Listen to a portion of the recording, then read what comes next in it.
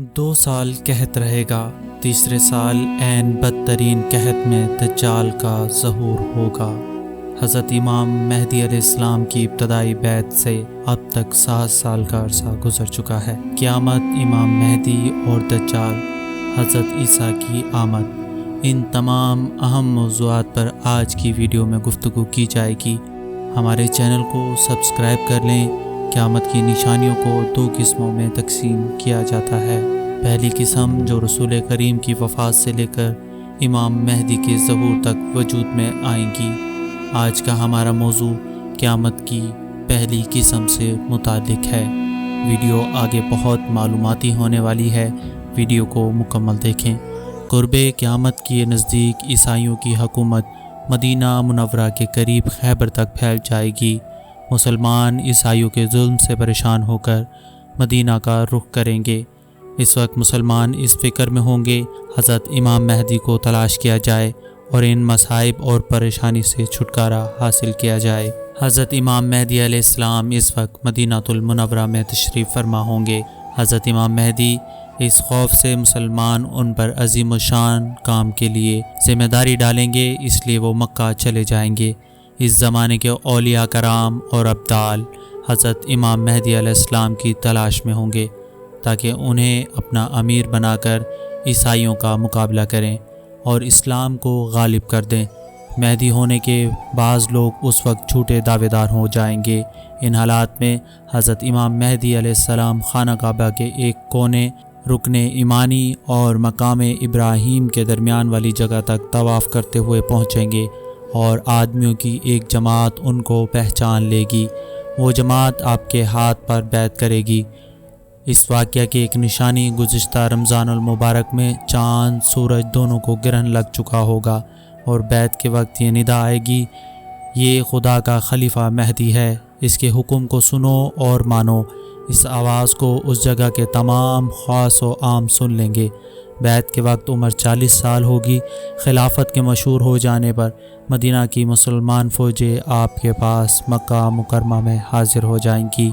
دیگر اسلامی ممالک کے لوگ آپ کے زیر سایہ آ جائیں گے اور ایک خزانہ جو کعبہ میں دفن ہے، اس خزانے کو نکال کر مسلمانوں میں تقسیم فرما دیں گے۔ ابو سفیان کی اولاد میں سے ایک ظالم شخص حضرت امام مہدی کے مقابلے کے لیے ایک فوج بھیجے گا۔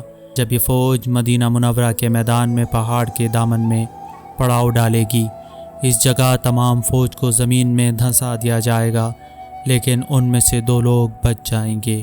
ایک امام مہدی کو اس واقعے کی خبر کرے گا اور دوسرا سفیانی کو اس واقعے کی اطلاع کرے گا۔ عیسائی مسلمانوں کے اتحاد کی خبر سن کر چاروں جانب سے فوجوں کو جمع کریں گے۔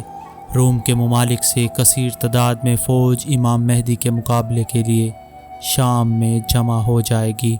دمشق کے قرب و جوار میں عیسائیوں کی فوج سے آمنا سامنا ہوگا۔ پہلے دن مسلمانوں کے کئی مجاہدین شہید ہوں گے۔ دوسرے دن بھی مسلمان بغیر فتح اور شہادتوں کے واپس آ جائیں گے۔ تیسرے دن بھی گزشتہ دنوں کی طرح ہوگا۔ چوتھے دن مجاہدین کی ایک بڑی جماعت موت یا فتح کی قسم کھا کر پھر شہید ہو جائیں گے۔ حضرت امام مہدی تھوڑی سی جماعت کو لے کر واپس تشریف لے جائیں گے اور پھر ایک دن حضرت امام مہدی رسد کی تھوڑی سی فوج کو لے کر دشمن سے لڑیں گے۔ اس دن اللہ کریم آپ کو کھلی فتح نصیب فرمائے گا۔ عیسائیوں کا اس قدر جانی نقصان ہوگا کہ باقی رہ جانے والے عیسائیوں کے دماغ سے حکومت کی خواہش ختم ہو جائے گی۔ حضرت امام مہدی علیہ السلام کی ابتدائی بیعت سے اب تک 7 سال کا عرصہ گزر چکا ہے۔ امام مہدی تک یہ خبر پہنچے گی، دجال مسلمانوں پر تباہی پھیلا چکا ہے۔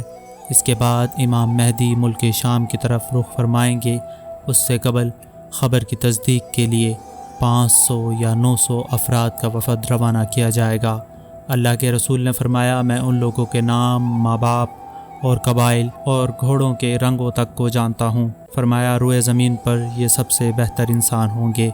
تحقیق کے بعد وفد اطلاع دے گا اور دجال کی خبر جھوٹی ثابت ہوگی، لیکن تھوڑے عرصے بعد دجال کا ظہور ہو جائے گا۔ دجال یہودیوں میں سے ہوگا، دائیں آنکھ سے کانا ہوگا، گھنگریالے بال ہوں گے، سواری میں ایک بہت بڑا گدھا استعمال کرے گا۔ سب سے پہلے ملک کے عراق اور شام میں ظاہر ہوگا جہاں وہ نبی اور رسول ہونے کا دعویٰ کرے گا۔ پھر وہاں سے اصفہان چلا جائے گا۔ اصفہان میں اس کے ساتھ 70,000 یہودی ہوں گے۔ یہیں سے خدا ہونے کا دعویٰ کرے گا اور چاروں طرف فساد برپا کرے گا۔ زمین میں بہت سے مقامات پر جا کر اپنے آپ کو خدا کہلوائے گا۔ اللہ تعالیٰ لوگوں کی آزمائش کے لیے اس سے بڑے بڑے ناممکن اور نادر الوقوع کام کروائیں گے۔ اس کی پیشانی پر کافر لکھا ہوگا، جس کی پہچان ہر وہ شخص کر سکے گا جس کے دل میں بھی ایمان ہوگا۔ اس کے ساتھ ایک آگ ہوگی جس کو دوزخ تعبیر کرے گا، اور ایک باغ ہوگا جس کا نام جنت ہوگا۔ اپنے مخالفین کو آگ میں اور اپنے ماننے والوں کو جنت میں ڈالے گا، مگر وہ آگ حقیقت میں ایک باغ ہوگا اور باغ در حقیقت آگ کی طرح ہوگا۔ اس کے پاس کھانے پینے کی چیزوں کا ایک ذخیرہ ہوگا، جس کو چاہے گا اسے خوش کر دے گا۔ جب کوئی فرقہ اس کو رب مان لے گا تو اس کی سرزمین پر اس کے لیے بارش ہوگی، اناج پیدا ہوگا، درخت پھل دینے لگیں گے، ان کے مویشی موٹے ہو جائیں گے اور دودھ دینے والے جانور دودھ دینے لگیں گے۔ جب کوئی جماعت اسے نہ مانے گی، اس سے بارش، پھل، دودھ اور جانوروں کا بڑھنا بند کر دے گا۔ اس قسم کی بہت سی تکلیفیں اہل حق کو دے گا، مگر اہل ایمان کا سبحان اللہ اور لا الہ پڑھنا ہی ان کے کھانے اور پینے کا کام دے گا۔ اس کے نکلنے سے 2 سال تک پہلے قحط رہ چکا ہوگا۔ عین تیسرے سال دوران قحط میں اس کا ظہور ہوگا۔ زمین کے مدفون خزانے اس کے حکم سے اس کے ساتھ ہو جائیں گے۔ بعض آدمی اسے کہے گا میں مردہ ماں باپوں کو زندہ کر سکتا ہوں تاکہ اس قدرت کو دیکھ کر میری خدائی کا یقین کر لو۔ یہ کہہ کر شیطان کو حکم دے گا زمین سے اس کے ماں باپوں کی شکلیں بنا کر نکالو۔ چنانچہ وہ ایسا ہی کریں گے اور کئی لوگ اس چیز کو دیکھ کر گمراہ ہو جائیں گے۔ ہم اپنی آنے والی ویڈیو میں دجال، حضرت عیسیٰ اور امام مہدی کے متعلق مزید بھی کئی زبردست قسم کی معلومات اور پیشن گوئیاں جو قیامت قرب اور فتنہ دجال سے متعلق ہیں اس پر ویڈیو بنائیں گے، تو ہمارے چینل کو سبسکرائب کر لیں اور گھنٹی کے بٹن کو دبا دیں تاکہ ہماری آنے والی تمام ویڈیو کی نوٹیفیکیشن آپ کو سب سے پہلے ملتے رہیں۔